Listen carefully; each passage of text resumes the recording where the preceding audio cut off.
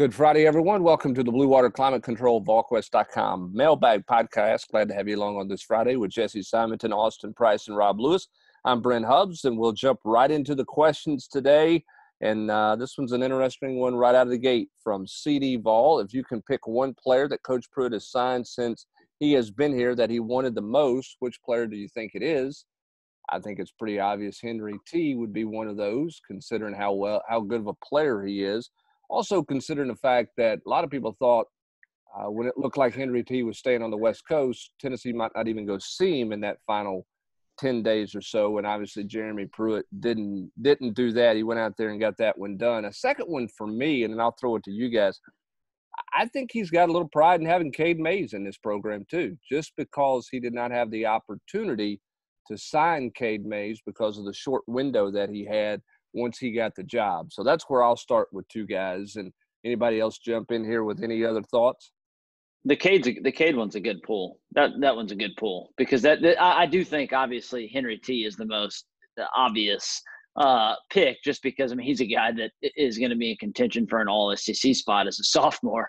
But the Cade one, because Tennessee had that chance to sign him, obviously the relationship with the family and really the university had soured 3 years ago, but for them to kind of get a mulligan on that and for Pruitt to kind of get a do-over and Cade to come back, play with his brother. I think that's a good little, added one. That one that came to my first two just off the top of my head was going to be Henry T. And then Wanye just because of what it represented. I think that was one of the first huge recruiting wins he really had.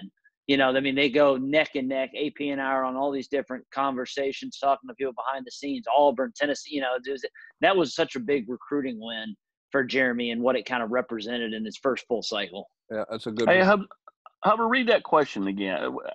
For some reason, I felt like he was asking, maybe, can we encompass guys he didn't get to? No, he said, if you can pick one player that Coach Pruitt has signed since he's been here, that he wanted the most, which player do you think it was? Yeah, I agree. I think the Wanye one was big for Jeremy. I think you make a good point with Cade, just based off the fact that, that thing could have went 100 different directions. When they had the famous Nick and Jay's cheeseburger over at Catholic that day, and Tyson Helton told Cade he was going to look into his soul, and that was about it. But Jeremy did not. But in both really, the two you brought up. Jesse brings up a good one with Wanye. That's a signature one. But the two you brought up, Brent, are two guys that Jeremy never gave up on. He didn't give up on Henry when Henry looked like he was headed to Washington with about 7 to 10 days left, and he sure never gave up on the Mays family. Not necessarily Cade, because Cade was at another university. He couldn't recruit him, but he treated Cooper no different than anybody else, and that was from the moment that they left Catholic that day and recruited Cooper for Cooper, and I think that ended up when Cade kind of wanted to come back. It made sense from the Mays family standpoint for the way that Jeremy Pruitt had treated him.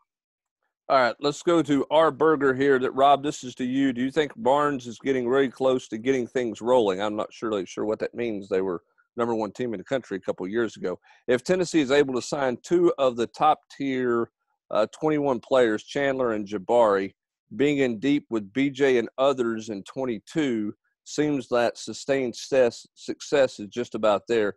What are the realistic expectations for fans over the next 5 years with this basketball program? Well, I don't know about 5 years, but I think the next 2 or 3 years, you can expect to compete for SEC championships and pencil yourself into the NCAA tournament every year. And I think things are rolling, like you mentioned. They took a little step back this year, but they were still a bubble team. But they were number one in the country last year for a month. They won 31 games. They've got the number 4 recruiting class in the country. And I was talking with somebody around the program the other day that I don't know that this is going to be the best Tennessee team I ever covered. That to me would be last year's team, but I think this is going to be the most talented Tennessee team I've covered, and whether or not it's the best depends on how quickly the freshmen can step it up.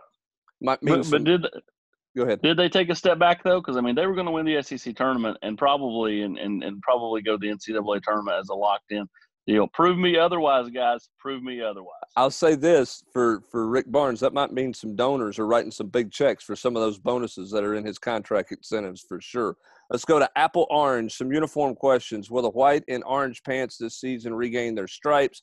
I'm told yes, they're supposed to have stripes on them.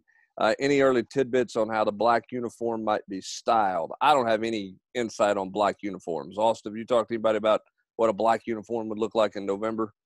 No, I think that they're in the preliminary phases of that. I'm more interested to see what helmet they go with the black uniform than I am anything else. I said it on Nashville radio that if they're really going to go for it and they really want to raise as much money as possible, they sell the helmets. Go for it. And then go for it. Get black helmets, and that's what you actually auction off because, Brent Daugherty and some other folks were talking about, they'd pony up some real money, for a charity for black helmets, and so if they want to get as much, raise as much money as they can for East Tennessee and various black businesses and some kind of the plan that T. Martin hopes to put in place, I say you strike some deal with Nike. You got a big contract with them. They have obviously, several months to kind of come up with something, and hopefully you don't get the kind of sticker uniform that they ran out there with Lane that one game. What, the one that Sports Bell made in the middle of the night at like 3 in the morning? Exactly. Screen? Exactly. All right. Hey, do you expect any Tennessee recruiting fireworks around, say, the 4th of July? Feel free to segue into Munden and Page discussion in this question. I'm also going to throw in Arnold in there as well because somebody asked about him. Anything – I mean, there was Wilcoxon had a July 4 stuff. That had nothing to do with Tennessee, obviously, with the fact that he's now committed to Florida. Austin, I don't see anything, and Jesse, jump in here too. I don't see anything. You never say never, but I don't get the sense anything's on the horizon in the next week to 10 days. Do you? I don't, but I think anybody that thinks that they've got any kind of feel for Smile Munden is full of it. I mean, that kid, for all the ones that everybody knows is coming and the 58 forecasts and 67 crystal balls rolling for, and everybody knows what's going to happen 12 days before the announcement. Nobody knows what Smile Munden's going to do. I mean, I've talked to too many people. The Georgia staff has no feel. Auburn has no feel. Tennessee, I think it feels much the same way. Everybody's having good conversations with him, but I don't think he leads anybody to believe, oh yeah, we're the team to beat. As far as Peyton Page, I can see why Adam put Clemson as the favorite there. I mean, I think that Clemson is the school that he kind of had an affinity for back earlier this spring. And then they kind of pushed him. He didn't do it, but I think he still wants to go there. And then Terrion Arnold, I really don't have a feel for him. Tennessee, I know, is swinging away there, but I know Florida's in the mix as well. Do you think with Page that the fact that he looks much better now, Austin, than he did when we saw him in January and when we saw him again in February, do you think that's changed kind of where Clemson's at? That maybe they've had more patience with him the last month, 6 weeks or so with him? Because early on in the spring, it was get in the boat now or we're going to go on past you. And it's clear at this point they've not gone past him. Do you think that's just because he's got himself in better shape and he looks like maybe that's made him more of a priority for Clemson? Well, I think COVID has changed Clemson's approach. I mean, they still are wanting to get the bulk and majority of their class done, but I think that they've even slowed down a little bit because of the fact there were no camps, no spring evaluation period. So I think it's allowed them to be a little more patient with some guys, even if they didn't want to be. They've almost been forced to be. So, yeah, I mean, I'm interested to kind of see how this thing shakes out in the month of July. But right now, if I was handicapping it, I think Clemson's a slight leader over Tennessee and North Carolina, even though they've got all those players in the mix that are recruiting him. They're sitting in the 3-hole. All right, Jesse and Rob, we'll start with you here. Who is this is from Matt for Rocky Top. Who's an off-the-radar guy that you all think will step in and be a big-time contributor this season for this team? I mean, I don't know how off the radar he is because he played quite a bit last year. I think Kevon Bennett is going to have a much bigger role, or needs, is going to have an opportunity to have a much bigger role. That's one that I would kind of throw out there. I'm going to go with just because I think and this one is, I think, totally off the radar. And it could be a prediction that becomes fruitless, but I'm going to go T Hodge. I think that I think that the staff likes T Hodge. They've been kind of surprised. He's a guy that obviously work ethic was never going to be a problem. So him coming in and grinding immediately, but they needed third running back, and they're going to split carries. Jim Chaney does that everywhere he goes. And so with Tim Jordan gone, the opportunity's there for a third guy. T Hodge is not, a lot of folks obviously have thought about the running backs that Tennessee doesn't have, with some of the guys that ended up elsewhere, including the saga that we covered for months and Zach Evans. But I think T is going to have a real opportunity to kind of carve out a role as that number 3 back. I have to Princeton Fant out there too, just because of necessity. I mean, somebody's going to have to step up at tight end. He's a guy that's really never played before, and I think he's going to have a role this year. So that's one that would be off the radar. And I know the guy said big time contributor, but I'm just kind of going with contributor for T Hodge because I'm not sure how many folks actually expected him to even play that much as a freshman.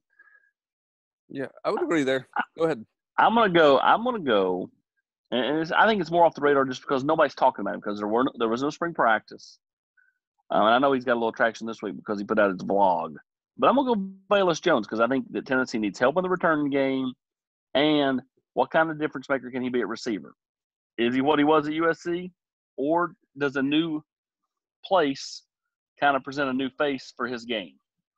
So I think that's one that could show up. All right. Almighty Otto wants to know if any of you guys have picked up new hobbies or skills during this downtime. I mean, you're crocheting a lot, right, Austin? Not crocheting, but I have put in several flower beds. Thanks to Brandon Parks at the Vol Network, I'm an exceptional hole digger now. And if anybody needs a good trench dug around all their landscaping areas to keep the weeds out, call me. And there you go. And Rob has become a master chef during this time as well, right, Rob Lewis? I've always liked to cook, but I have I've kind of cranked it up a notch. You've upped your game big time. That's for sure. All right. Vol I am. Prince Colley, are you shocked by the fact that I guess he announced his top 5 Tennessee wasn't in it? That doesn't surprise me. Did it surprise you guys? No, because I'm not sure how hard Tennessee was even recruiting him. Yes. Again, I've seen some people on the board, this is going to be a big mistake. I watched the kid play against Knox Central last year. He's a good-looking kid. He did nothing that just super wowed me. I think he's got decent film.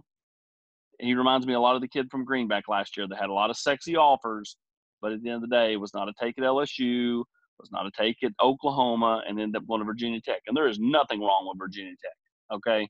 I'm just saying, don't let's see where he goes. If he ends up coming to Georgia or LSU or something like that, then sure. But, I mean, if he ends up coming to Louisville, then we'll see. All right, follow-up to that. Ingram, Dawkins, Page, and Munden most likely to get one of the 3, 2 of the 3, 3 of the 3. Austin, your favorite type of question. Curious your opinion on the level of importance with those 3. I mean, clearly those 3 are priorities. I think that's the best answer to that, right? It was Munden, Ingram, Dawkins, and who's the other one? Page. If I was going level of importance, I would go Munden 1, Ingram, Dawkins 2, Page 3. And I would say Tennessee's got the best shot at Ingram, Dawkins. And the other two are toss-ups. Yeah, the other two are toss-ups. I don't think anybody's got a real feel for the other 2. No, because everybody's playing things very vague. I mean, let's face it. Adam Friedman wrote, an article, kind of, with one quote and kind of his kind of, opinion for. I mean, like that's not a whole lot. It means that Peyton's not giving him anything. He didn't give us anything, Cubs. I mean, he even when Travis Shaw said Tennessee and Clemson, Peyton Page had to interject. Well, no, North Carolina too, and had to give reasons why. I mean, he don't want a lot out there. Yeah, you're right. All right, intern Butch wants to know most awkward thing any of our head coaches. Is that Rob's burner account?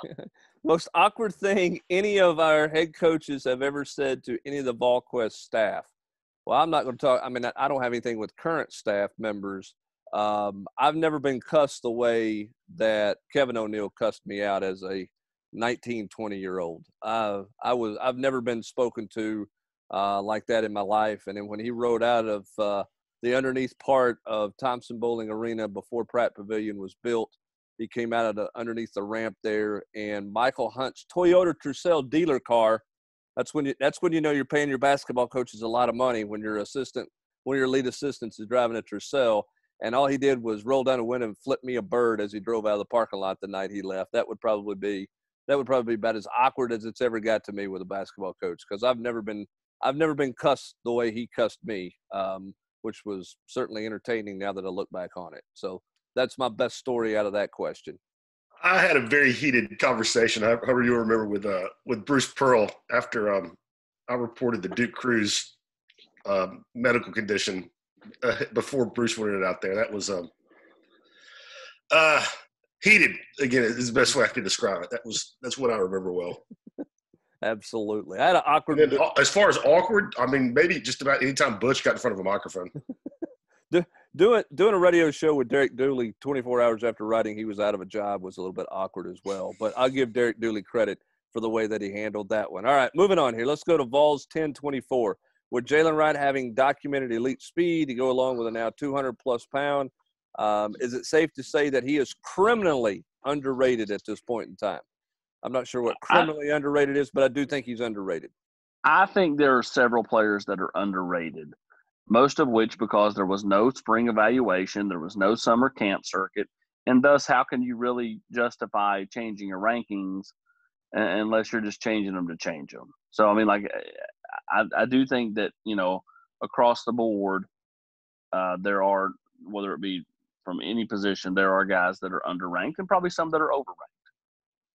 And don't you think that you'll see that a lot with linemen, just because of how much big kids' bodies can change from, going from 16 to 18 years old?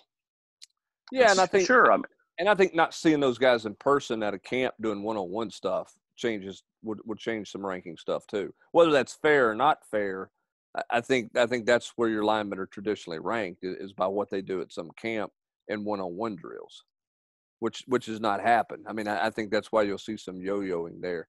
Deshaun 13, Jesse, to you, what does this incoming class bring as a whole that this team needs? What do they bring as a whole that they need? Size, speed, winning attitude. What do you like about this incoming class the most? As in the T. Hodge. Yes, as in Is that what we're class. talking about? Yeah, I'm saying incoming class, meaning the ones that are on campus, just been here a week or so.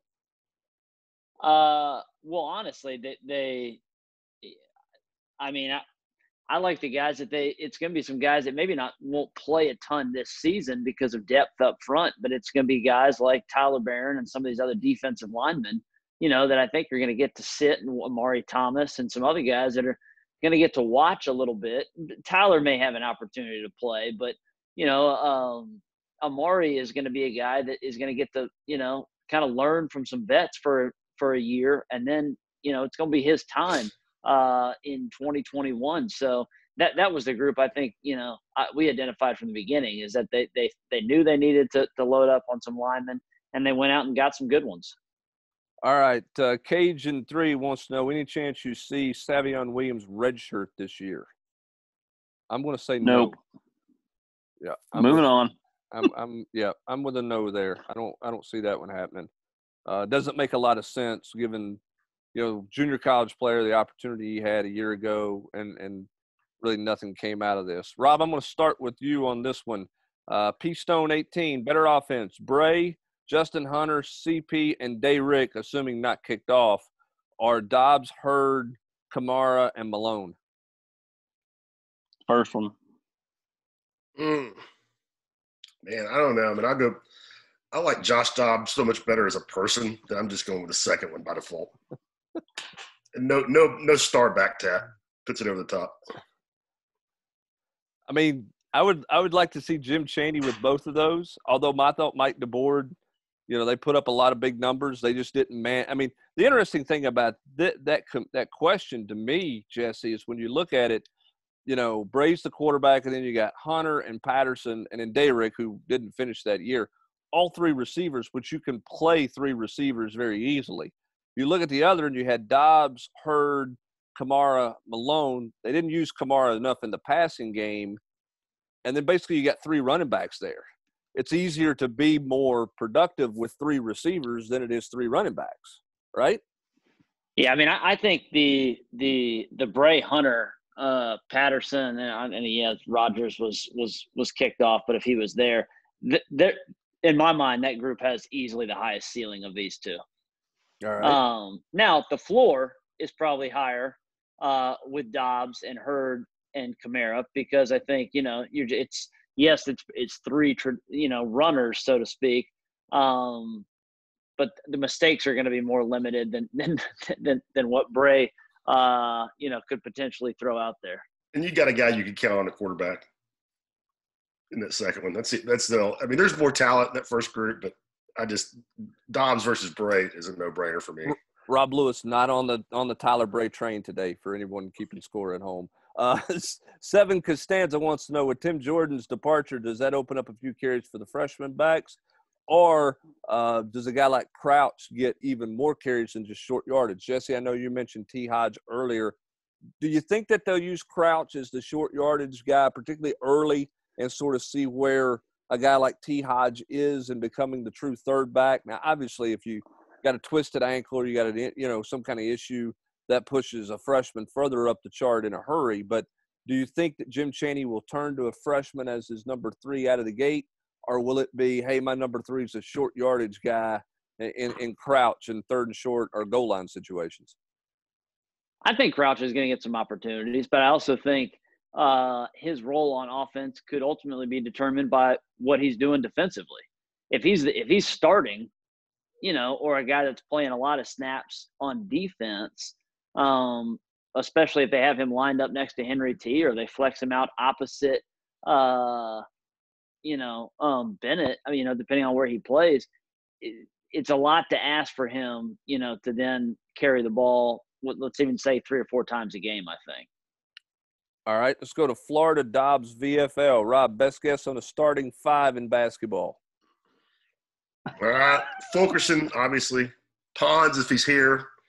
I have a hard time not seeing Jaden or Keon starting, and I'll throw Victor Bailey out there as your starting point guard. Where are you with the Pons situation? Because the timing's all messed up on that deal, it seems like. It is. I mean, what's going to happen there? For the longest time, I just kind of assumed that Eve would be back. And I've kind of picked up some rumblings here lately that from talking to some people around the program that, that some people think he's going to go whether he gets drafted or not. If that means, taking a contract in Europe. But, I mean, if he was going to do that, I can see that. I mean, as we talked about, he's married. The financial aspect of that is different for him than it is for some kids. But, I mean, if he was just going to go all in, I don't know why he would have come back. I mean, he's back right now, with the rest of the team. If he was all in on turning pro, why not just be working out with a trainer, get ready for the draft, and if not, roll your dice with hooking up with a team in Europe. Austin, follow-up from the same guy. Who's coaching special teams in football this year? And then Jay Graham. Who gets the first shot, Austin, Jesse, at returning kicks and punts? Velas Jones? Got to be the kick return guy, right? I mean, they're touting him today on Twitter or Thursday on Twitter as one of the best return guys returning in the SEC, even though he's never suited up in the SEC. Got to be Velas Jones, right? Who's the punt return guy? It will be Velas Jones. I think the punt return guy, maybe Jones, but I think it also, could be a number of different guys. You could end up throwing one of these young freshmen back here, whether it be a Jimmy Callaway, Jimmy Holiday. You can end up going with one of your defensive backs that maybe did that a little bit in high school. But I don't think the punt thing is settled. I do think that the kickoff thing is settled, though. I'd give Bryce a look. Yeah, I would too.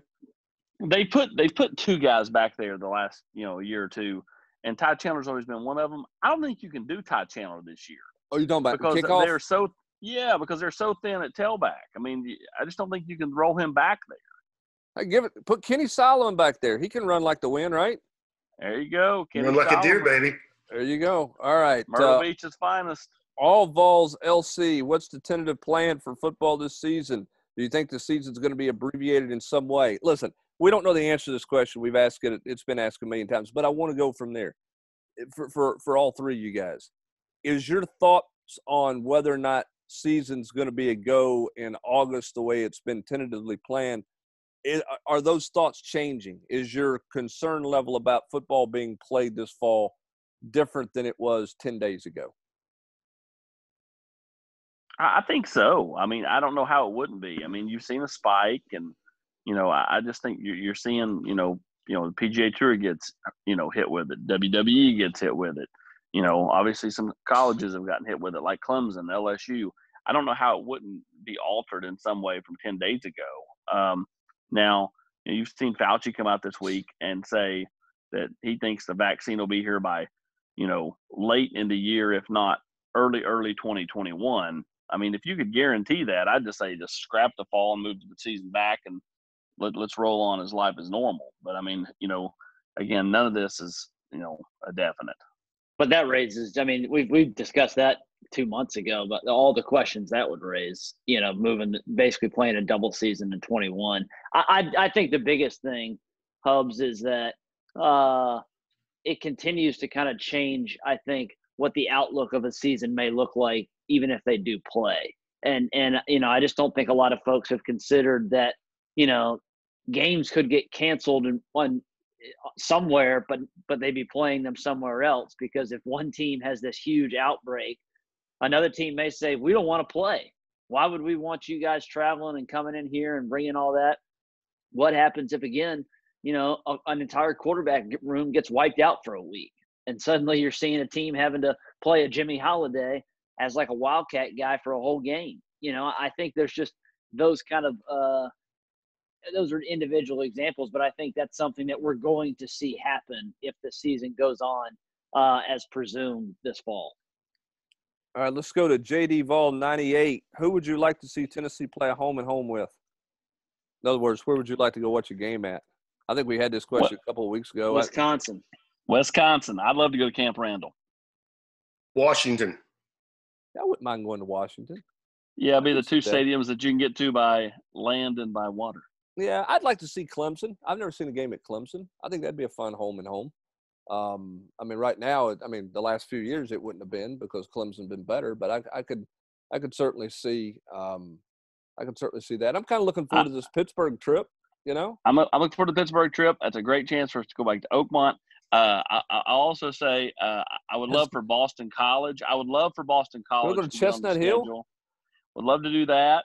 I wouldn't mind the North Carolina or NC State. I wouldn't mind going back to UCLA. Don't really care to go back to Oregon. State. NC State doesn't even – they're not even on campus. Of all the colleges that you haven't been to, you just named NC State? I'm just saying like a short trip, like a home and home with North Carolina. What golf course is near NC State? There's no way that you just – We can go to Pinehurst. Exactly. All right. It's always that's like about somebody golf. being like, "Let's go to Georgia Tech." It's like, what are you talking? AP would like to see a home and home with North Augusta Community College. Yeah. I'd like to go play at the Atlanta Club, so let's go to Georgia Tech. Donahue 27. The Atlanta Club. Jesse, a while back, back when Leach was hired at Mississippi State, you briefly mentioned something about his fit at that school. Could I hear your thoughts on how you think both Kiffin and Leach will do at their respective schools, please? And does anyone else have any thoughts on how coaching staffs around the conference might shake up in the next few years? Listen, in this conference, you better win or you're going to be out of a job. But specifically, Jesse, to you, kind of your thoughts on the fit of Lane Kiffin and Mike Leach at the two Mississippi schools. Well, I mean, I shared my reservations about Leach right when he got hired, and I think they've only been founded, in the months to follow, because he continuously sticks his foot in his mouth. And while he is entertaining, he's now swimming in the deep pool. And can he adapt to the SEC? How is he going to be recruiting? He has at least hired a staff that, has some experience in that. But what's happening literally as we speak right now, Kiffin and Leach are, standing on the steps of the state capitol in Mississippi because Mike Leach's best player has, adamantly taken a stand and pushed Leach to some activism, which is kind of shocking because that's not been something that he's been anywhere interested in other than kind of touting his own thoughts. So I think he's going to be an odd fit. I just, both geographically and just kind of his whole nature. Kiffin, I think, will be just fine at Ole Miss. I think Kiffin loves, kind of kissing babies and kind of playing the game, and nowhere do they like doing that more than, Oxford, Mississippi. All right. Jason Square 85 wants to know, Vols lose Samigla after this year. What are the plans at kicker? Austin, is this JT Carver? Well, I think it should be. I know Tennessee's not went all in there for whatever reason. As far as I don't believe they've offered him a preferred walk-on spot at this point. They're not going to offer him a scholarship. So I don't know anybody that thinks that they're offering him a scholarship is just going to be continuing to wait. That's just not going to happen because Tennessee just can't. I don't think they can afford to use one on a kicker in this class. Now, with that said, I mean, I don't know why you've not offered him a preferred walk-on spot. I think JT Carver's a really, really good kicker. Continues to showcase well in kicking events, continues to showcase well at the high school level, and just makes a ton of sense all the way around. Last two questions here. JL Tucker, have any update on Balen Buchanan? And would he possibly get a look at safety? I'm not sure he's going to get medically cleared to play. I think he's going to have to go see another round of doctors and see. But I think right now there's a real chance that, unfortunately, his career might be over at Tennessee and in football because of the neck injury. And then lastly, do you have a feel for how surprised the other commits were about Wilcoxon's decision? Does it directly affect a guy like Lewis or anyone else on the list? So that's the last two questions are about Wilcoxon. Austin, I'll let you take that one. Jesse, jump in there as well. Not surprised. The commits were not acting had been kind of acting flaking in the group chats. And then I maybe has a potential to have an impact on Lewis, but I don't think it really impacts anybody else. Cody Brown did not pick Tennessee because Kamar Wilcoxon. Dylan Brooks did not pick Tennessee because Kamar Wilcoxon. Dylan Brooks committed before Kamar Wilcoxon. So, I mean, while those guys, I think, maybe like Kamar or whatever, they weren't picking Tennessee because he came here. Did he help recruit other guys and make it easier to get them over the hump maybe a little bit? Maybe. But, again, they didn't pick Tennessee because of Kamar Wilcoxon. And to go back 3 questions ago, I'd love to see a home and home between Tennessee and Columbia. What golf course is there? You going to Bethpage Black? Where are you going, AP? Shinnecock. I thought you were going to say something like Wyoming, so you can get to Whistling Straits or something like that when it's all done. Whistling Straits is not in Wyoming. Well, it's out that way somewhere out that way, right? It's in Wisconsin. That'd be a good reason to play Wisconsin. All right. You go to Oregon and play Bandon Dunes, right? It's all about the golf. It's not about the football. All right. That's going to do it for this edition of the Mailbag Podcast, brought to you by our good friends at Blue Water Climate Control. Hey, in East Tennessee, if you need a reliable heating and air system designed for your home and our climate, you need a team that's trained and held to the highest of standards. You need solutions, not sales pitches. There's many companies in East Tennessee, heating and air companies. There's only one name you need to know. That's Blue Water Climate Control. Jeremy and his staff, veteran-owned, family-operated. They do a great job. And when you need a new system or a major repair, Blue Water is not going to send out a salesperson. They're going to send out an expert to tell you what you need and lay out all of your options for you, whether that's a new system, replacing your current system, or whatever you can do to improve your energy efficiency and your indoor air quality. They're going to lay all that out for you. They have options for financing, which includes same as cash, even rent to own. For all the details and to get your heating and air system right, give Blue Water Climate Control a call at 865-299-2290. Visit them online at bluewaterclimatecontrol.com to make an appointment. Blue Water Climate Control is an authorized dealer for American Standard Heating and Air Conditioning. For Jesse Simonton, Austin Price, and Rob Lewis, I'm Brent Hubbs. Thanks for joining us on this Friday edition of the Mailbag Podcast. Have a great weekend, everybody.